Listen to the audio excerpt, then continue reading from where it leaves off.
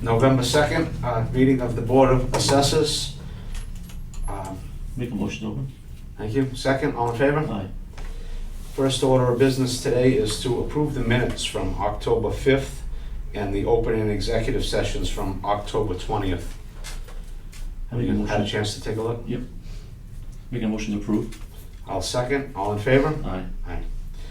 All right, just gonna turn it over to you, Kelly, for our regular agenda. Okay, thank you. The first order of business is the new growth figure for FY23. I met with the Board of Selectmen along with Bob on the 25th of October to go over the classification hearing, which is basically the allocation of the tax levy amongst the classes. During that meeting, they opted to continue it, and I will be revisiting the Board of Selectmen on November 7th. At that time, when I presented the information on the maximum allowable levy, there since then has been an update in reference to growth. I had submitted to the Department of Revenue for $491,000 growth figure, which just got certified today at $329,962. So this difference basically changed the maximum allowable levy from the $21.5 to the $21.4 million. With that being said, I am presenting this information back to the selectmen with this certified number. It, in essence, if you look at it from comparing a 25% shift like we had in 2022 to if you did it in FY 2023, right now the tax rates with this new $21.4 million levy would be 1327 is the 22 tax rate, would go to 1224, and the commercial industrial certified this past fiscal year at 1718 would become 1582. Keeping in mind, however, as I had spoke on the 25th with the selectmen, we have seen about a 13% change in the residential class, where the other classes, commercial and industrial and personal property, have not seen that type of growth.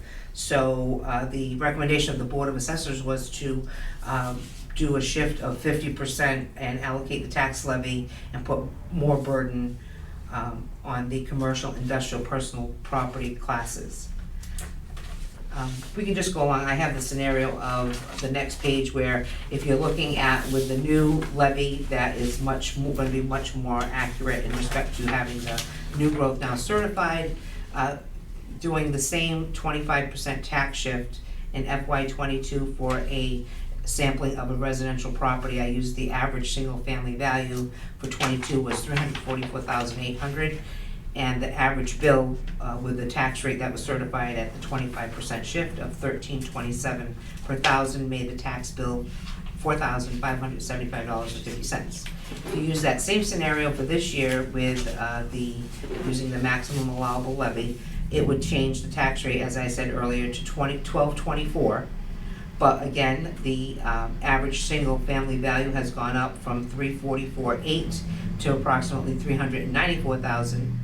With the same shift, and the decreased tax rate would still bring the tax dollars to $4822.56, which would be an annual increase for this average sampling of about $247 for the year for taxation on the residential class. The next page is a scenario of if the 50% tax shift as the assessors has recommended would actually take place. So the first line again is just repeating that information from 22. And then the second set, which is the 50% tax shift, would change the tax rate to $11.82 versus if they kept it at 25 at the $12.24, which would make the average tax bill go to $4657.08, meaning the increase annually would go from the average of $247 to $81.58. Next page looks at commercial. If we kept the same 25% shift in FY23 as in FY22, the actual difference in annual taxes would be a savings of $117.80 for the commercial class, we'll say commercial industrial class. And if the scenario of the 50% as the assessors had recommended actually takes place, you're looking at a difference in the annual tax for a commercial real property of about $1,100.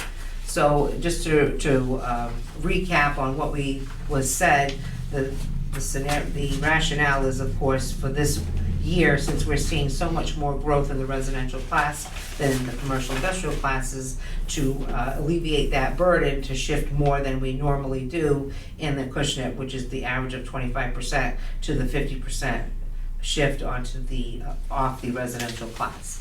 Again, decision is of the Board of Selectmen. It will be, I'm hoping, ratified by November 7th. This will be the information I will be providing them.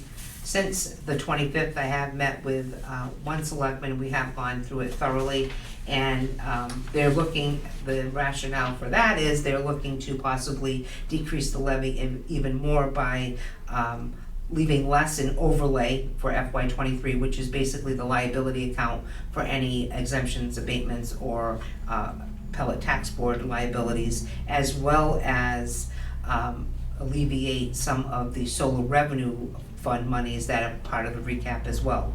By decreasing those numbers, of course, it's a domino effect, which would decrease the levy, which in turn decreases the tax rate. The scenarios really that came out were basically almost an average of 4 cents off the residential tax rate if you kept the 25% shift. So it still would be an increase of taxation regardless. So as Bob had mentioned too, on the 25th, again, this is done annually, so correct me if I'm wrong, but I believe the Board of Assessors were trying to look at it within really isolating this fiscal year, since we're seeing such an increase of residential value. So the impact on the taxpayers would definitely be mitigated if we look at shifting some of that tax burden onto the other classes. Again, we'll see what the selectmen feel after seeing this updated information, and then their decision will be made, and we'll move forward and certify the rate. If I can just ask Kelly, having been at the hearing, Yep. I know at least one selectman was really looking at leaving a little bit of room to still move. And I believe looking at the 140 number, which again, I don't think the assessors had a big issue with. We were kind of Yep. thinking 140 wouldn't be bad. Could you just prepare one more scenario at the 140 for them for that classification? Yep. Knowing that that is one number that I believe they're looking for. Sure. Because again, you're giving them what they did last year, and you're giving what we recommended. Yeah. But the 140 is somewhere in between there, and I think they're looking for that. That's So fine. to give them all the best numbers, if you could just prepare Absolutely. one more sheet. Yeah. Thank you.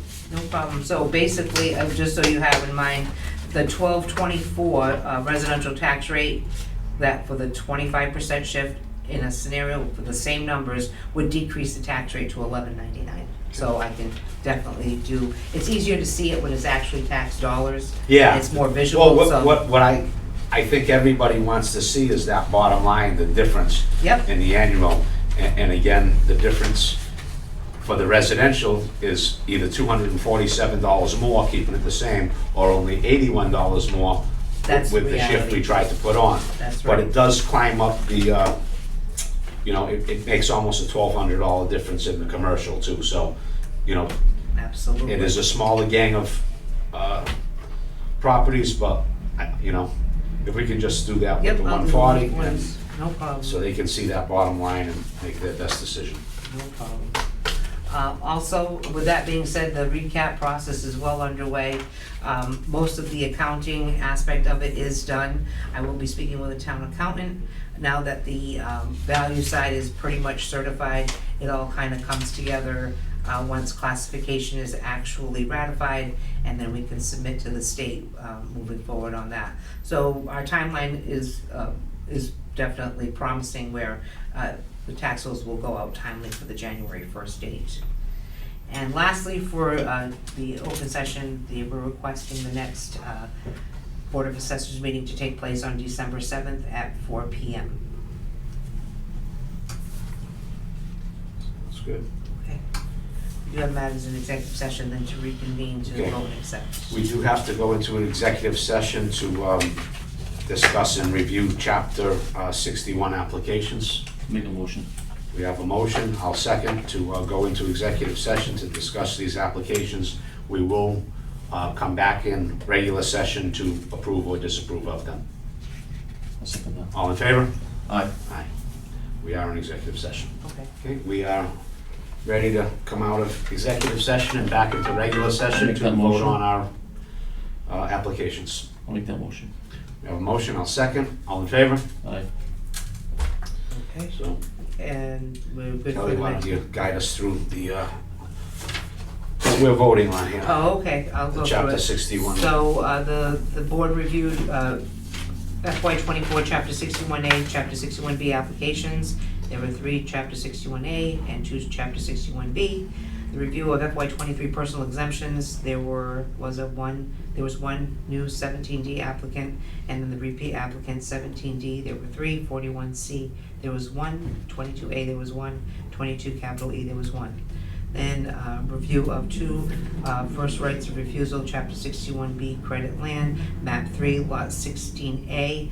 There will be a letter sent to the Board of, a memo sent to the Board of Selectmen with the assessors recommending to forego the right of first refusal, as well as the same outcome for a portion of map 8, lot 25D, and map 8, lot 25F of Chapter 61B credit as well. So same result, same memo will be on to the Board of Selectmen with the recommendation to forego the right of first refusal and to impose the liabilities and the rollback of conveyance taxes. Very good. Do we need an open vote on them?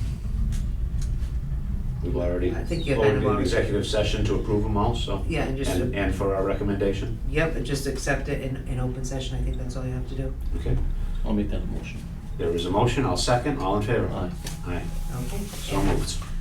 Dan, We have already decided December 7, 7th is our next meeting at 4 p.m. 4 o'clock in the meeting hall here. And I'll entertain a motion to adjourn if we're all set. I'll make that motion. Second, all in favor? Aye. We are adjourned.